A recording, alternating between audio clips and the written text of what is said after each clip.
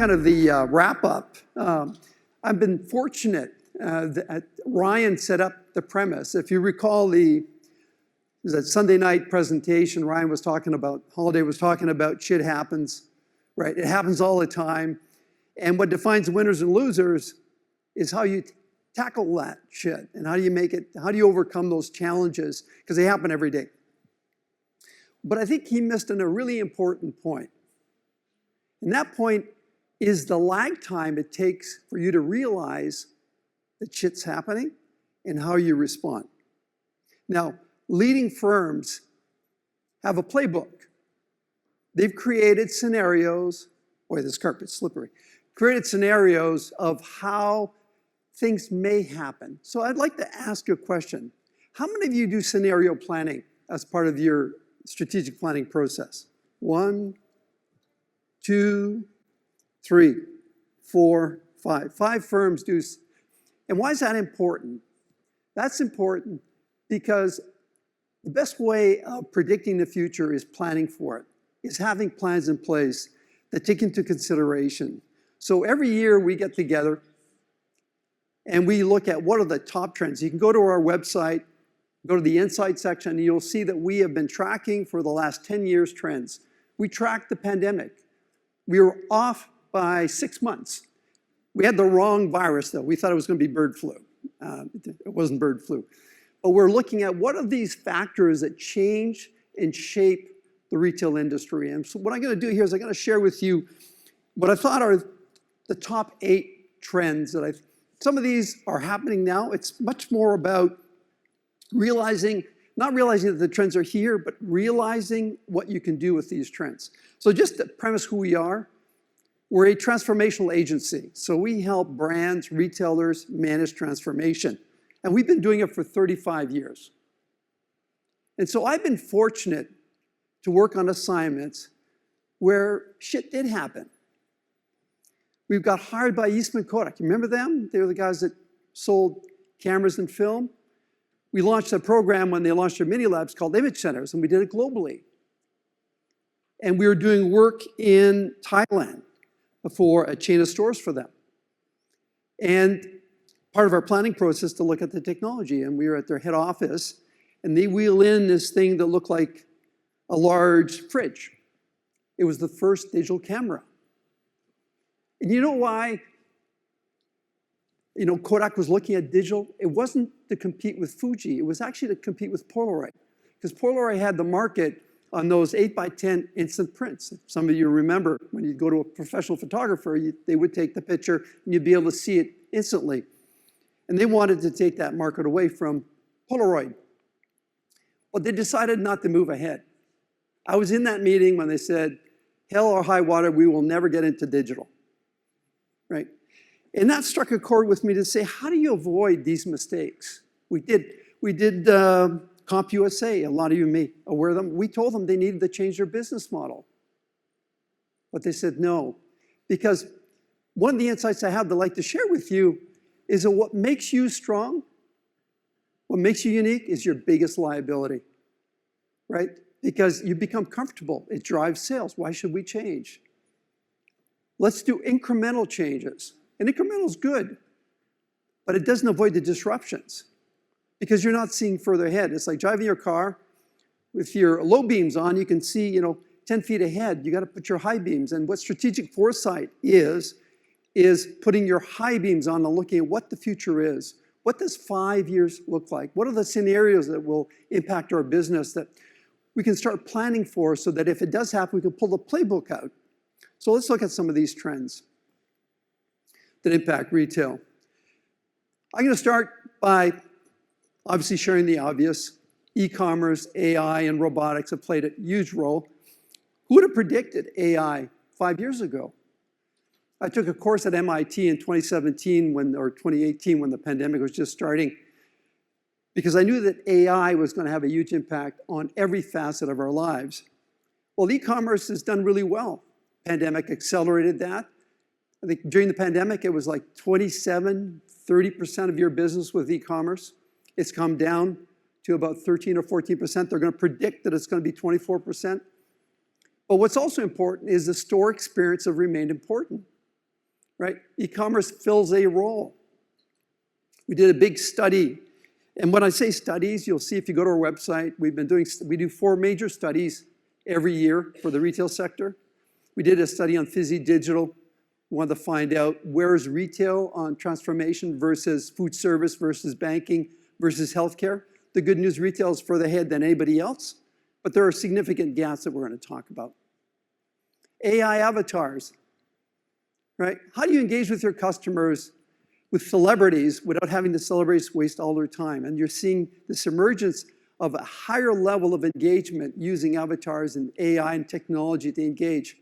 And there's obviously pushback in the marketplace. You know, the UK just launched regulations on AI, the use of AI. I'm sure you're going to start seeing that happen here in North America, as it's going to be harder and harder to differentiate between what is real and what is virtual and what is AI enabled.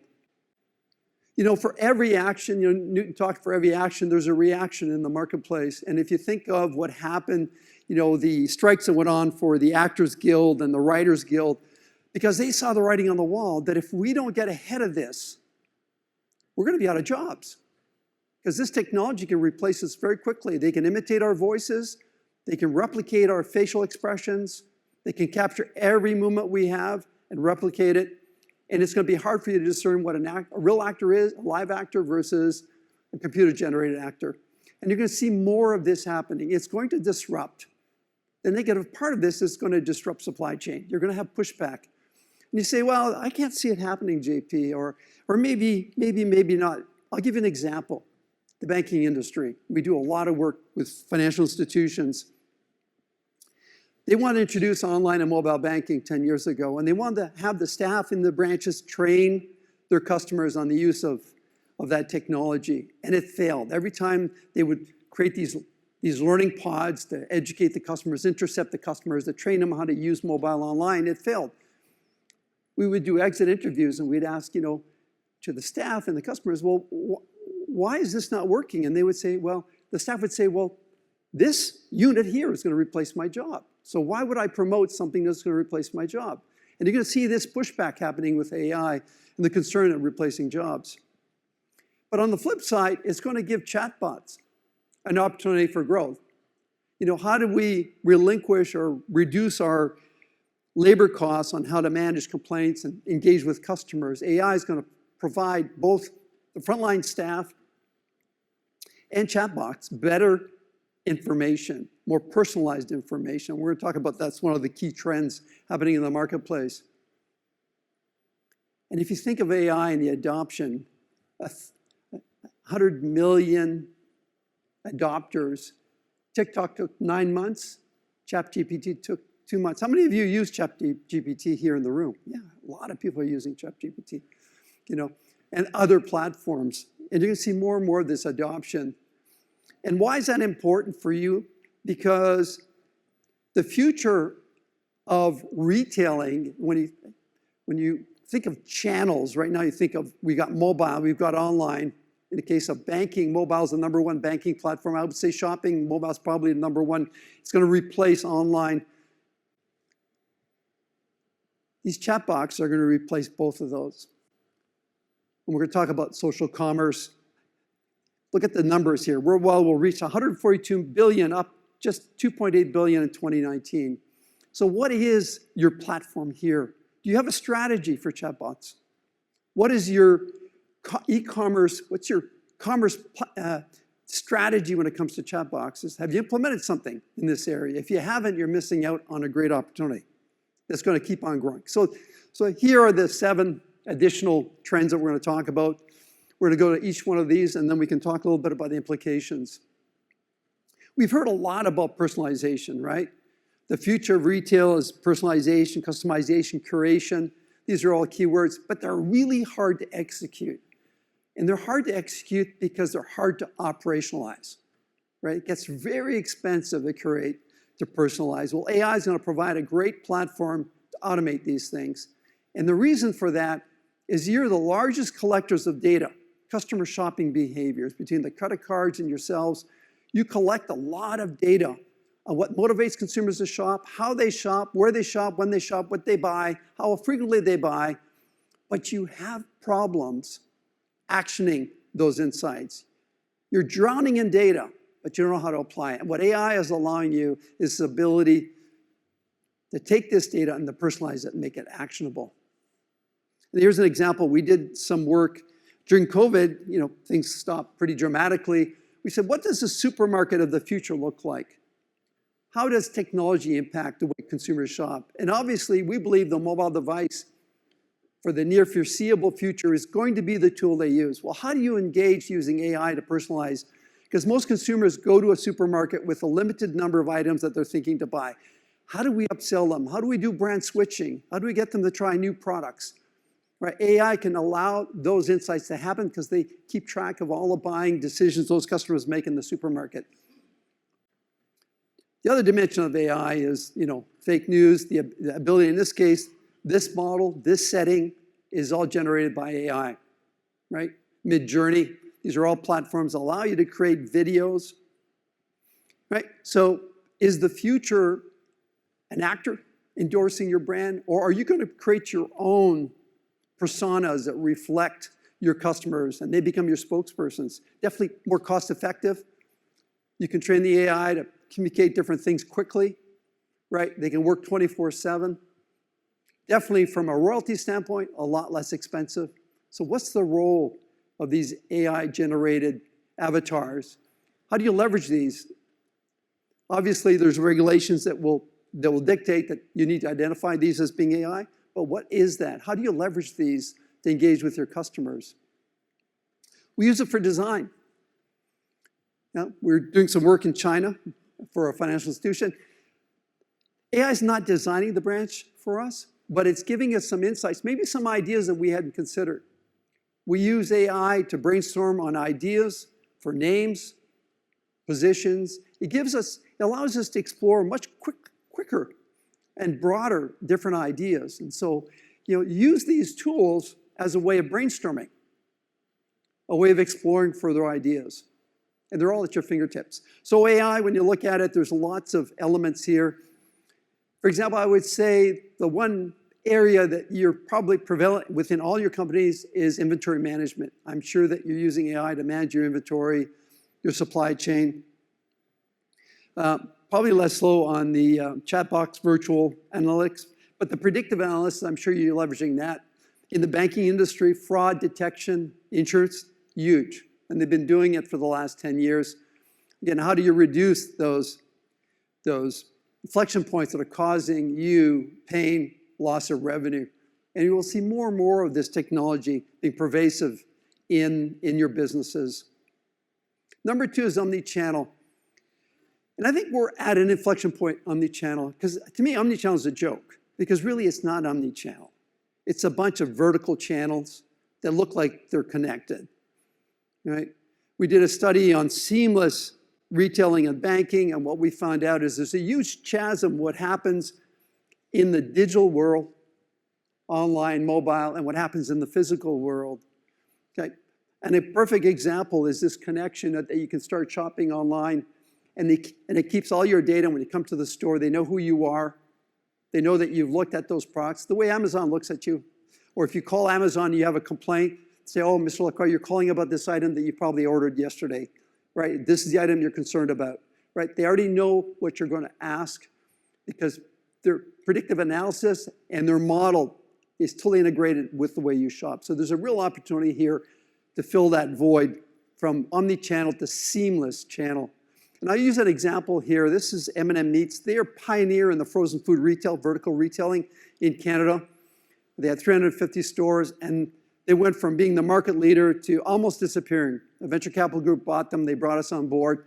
This model was you'd go to the counter, you look at the flyer, and you'd buy off the flyer. They had 450 products, but the consumer only bought 5 or 6 products, and they were the same 5 or 6 products that were on the flyer. So how do you get the customer to shop? So we changed the entire dynamics, but the shopping actually started online. We created an e-commerce platform where the consumer can actually plan their meals.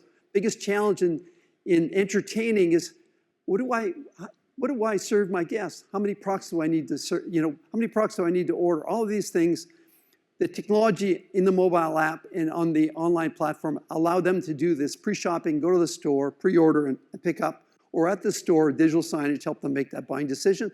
But also the sales force had the tablets, and everything was integrated from a communication standpoint. We color-coded every category to make it easier for the consumer to shop.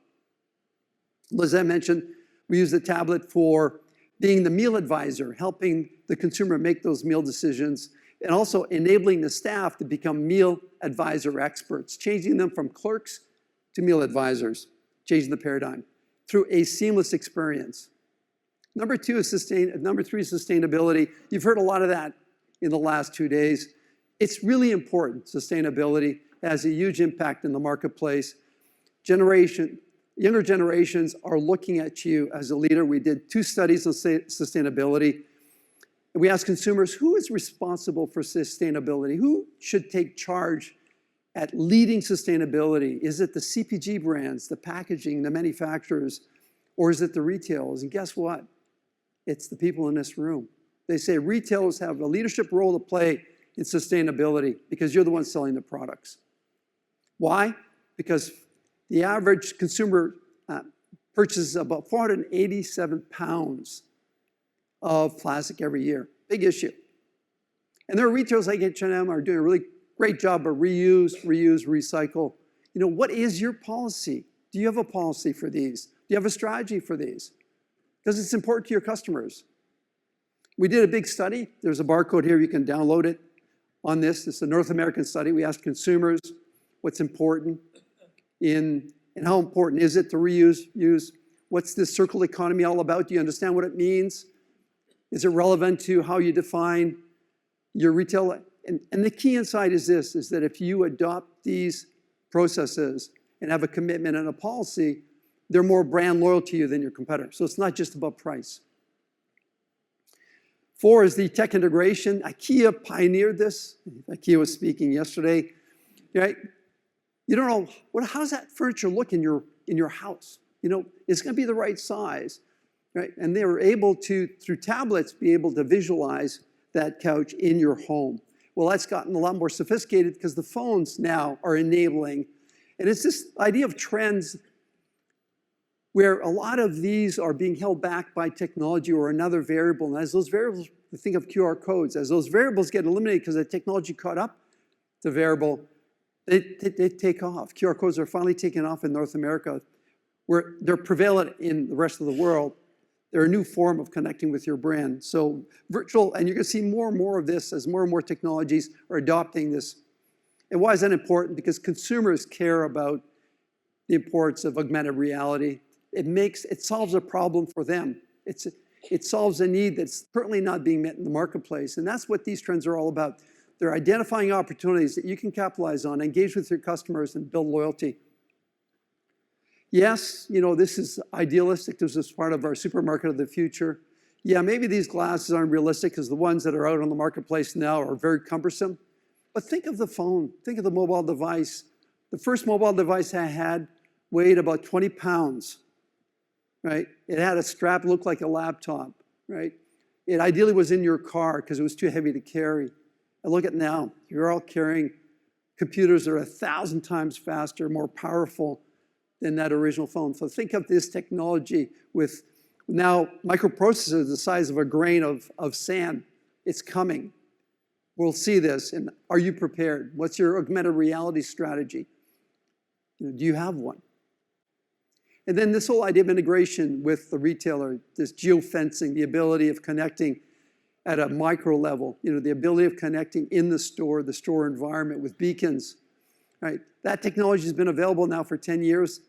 It was highly expensive to implement. It's getting cost effective today. You know, how do you leverage the behaviors your customers have and the way they shop, right? Using their mobile device. How do you leverage that to benefit you, to get the consumer to shop the total store? Levi's pioneered some of this. This is local manufacturing. When you think of the amount of waste happening in clothing, you know, 70% of the clothing gets wasted before it even gets to the store, right? All that wasted material going to landfills. You're going to see more and more of these micro manufacturers appearing. Yeah, is it Next year, probably not. What's your strategy for micro-manufacturing in your stores, right? We did a chain of stores called Tip Top, and we do the tailoring in the stores, customization in the stores, right? Provide a higher level of service to the customer, being able to customize their clothes. You know, what is that technology? Levi's was doing that in one of their stores, in their flagship stores. Technology is getting where it's getting less and less expensive to do this. Think of shipping costs you save. So let's show you a little video here. Talk about metaverse. This is not yet another metaverse idea. This is an idea that uses the metaverse to create an entirely new permanent retail platform for KFC in China. One that outsold traditional bricks and mortar KFC stores by 1,000 to 1. Introducing KFC Restore, the reinvention of the KFC restaurant experience for a new generation who lives, breathes, and eats online. KFC had a problem. Store traffic was down and business performance had declined by 16%. Why? Because the entire world has seen a huge universal behavior change and migration to online habits that has shifted the retail landscape forever. So what do you do when you're the brand who is most vulnerable to this change? With the biggest retail footprint in the world's most populous country, you re-evolve, and in doing so, reinvent the way that brands show up online. We created a virtual store experience hosted on China's most popular platform for young people, QQ, that wasn't just another brand turning up in the metaverse. We captured the cultural, sensory, and playful elements our Gen Z audience loved about the original in-store experience and heightened them to guarantee their dwell time. They could order food in the online world and have it delivered in the real world. They could chat with each other and a virtual Colonel Sanders. I'll stop here. That's just an example of, what's your metaverse strategy? Is your brand meta viable? Can you leverage that? Can you engage with your audience, a different segment of the audience you may not have today? This is another example of Illo having a brand that's virtual, using virtual goggles, being able to shop virtually. Social commerce is probably the biggest one. This is creator content, the ability of leveraging influencers and leveraging their channel to sell your products. Creates a whole new channel. And why is that important? Because I always say follow the money. Follow the money. Where the money is going will indicate where the trends are. And you can see here worldwide revenue of $207 billion in 2023 is expected to grow to $255 billion in this platform. Why? Because it's selling a lot of products. It's allowing consumers to talk about your brand, to recommend your brand, to create a platform where they can shop through their social network where they spend most of their time. Number 7, and we're wrapping these up, it's really humanizing the experience. It's really putting the people at the front by allowing, like Patagonia, allowing them to tell their story. Tell a story about their brand, how your brand has impacted socially the environment they live in. Right? What is your social platform and how does it engage and how does it connect to the physical store? How do you tell your stories, your digital signage in the stores that tie to your social content, which is a huge opportunity. And then finally, this idea of humanizing retail, this is a DMZ, a lot of retailers, the payment centers, this is Cox Communication, a big wireless retailer. We changed that paradigm. We're creating an environment where consumers were comfortable to spend time and learn, right? Because we know that if they're learning, they're going to be buying more product and building a great platform to communicate, engage with them. And then Progressive is a chain we did in Brunei, which is all about tying to the community and creating a community wireless differentiation in the marketplace. So that's going to wrap up. We're running out of time. Shit's going to happen. It's a lot easier to respond when you've got a series of scenarios that you've established based on trends in the marketplace. Please visit our website. These are just a smattering view of a whole number of trends we track every year. It gives you insight on when you're doing a presentation to management, some of the opportunities you may want to leverage, and some of the rationalization that would support those recommendations. Thank you very much for your time. Jean-Pierre, thank you so much. Appreciate it. What a wonderful lot of insights to leave us with. Thank you.